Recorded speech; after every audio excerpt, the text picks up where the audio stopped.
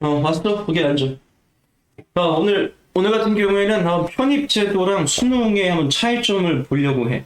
수능하고 편입하고 이제 고민을 많이 하는 사람들이 꽤 있던데, 내가 봤을 때 별로 고민의 문제는 아니거든? 편입이 장점이 어마무지하게 많아. 그래서 내가 오늘 편입제도에 대해서 어떤 장점이 있는지를 설명해 줄 테니까 잘 듣고 객관적으로 한번 판단을 해봐. 자, 우선 편입제도의 장점은 뭐가 있냐면, 첫 번째 장점은 단연 응시 횟수야. 수능 같은 경우에는 진짜 딱 한 번 보잖아? 그러니까 너가 11월 셋째 주 목요일이지? 그때 지난 12년 동안 노력해온 것을 그날 최대한 쏟아내지 못하면 그러면 너가 원하는 학교를 갈 수가 없지. 근데 편입 같은 경우에는 진짜 장점이 응시 횟수에 제한이 없어. 그렇기 때문에 뭐 10개 대학을 쓰든 20개 대학을 쓰든 30개 대학을 쓰든 이론적으로는 100개까지도 당연히 가능해. 근데 보통 일반 졸업학생들은 10개에서 15개 이내를 실제로는 응시를 하지. 그래서 이게 정말 어마무지한 장점이야. 그 다음에 두 번째는 과목 수야. 수능 같은 경우에는 이제 국영수 탐까지 다 준비를 해야지만은 편입 같은 경우에는 이제 인문 기준으로 해서는 딱 한 과목이야. 영어지. 그 다음에 이제 자연계 기준으로 하면은 영어에다 수학 정도 추가되는 수준이기 때문에 한 과목에서 두 과목이면은 대학교를 그냥 바꿔버릴 수가 있어. 대신에 난이도는 어려워.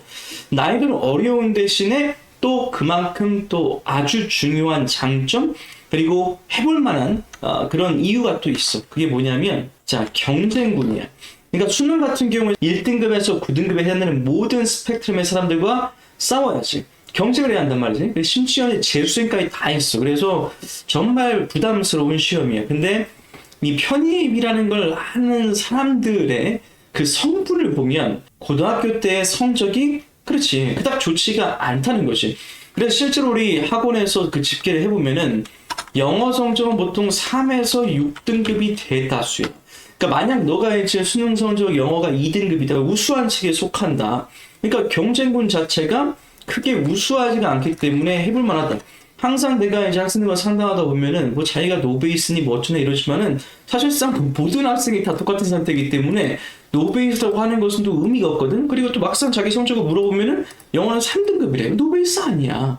여기에서는 그래. 상대적으로 다 비슷한 수준의 학생이기 때문이지. 그 다음에 이 경쟁군들은 너가 끝까지 완주한다면 굉장히 유리할 수밖에 없어. 왜냐면은 경쟁하게 될 이 학생들, 너의 경쟁군들은 성적도 비슷한데 상당수가, 그러니까 내 경험으로 봤을 때 20에서 30%가 중도 포기. 중도를 포기할 뿐만 아니라 또 이 중에서 또 한 30%에서 한 50, 40? 이 정도까지는 또 최선의 노력도 안 해. 그렇기 때문에 3살 머리 8까지 간다고 하잖아?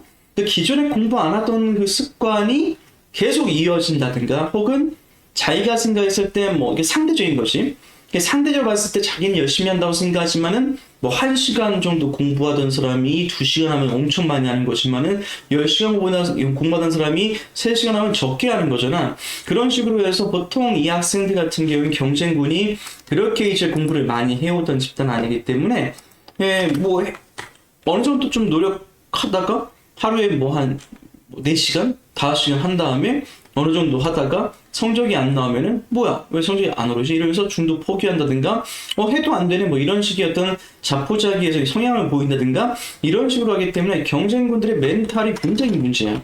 그래서 멘탈이 1등급을 포함한 상위 등급의 학생들과는 차원이 다르게 멘탈이 약하기 때문에 경쟁군이 굉장히 약하다는 거, 멘탈이 취약하다는 건 너에게는 굉장히 큰 장점이야. 또 다른 장점은 과거 기록은 중요하지 않아.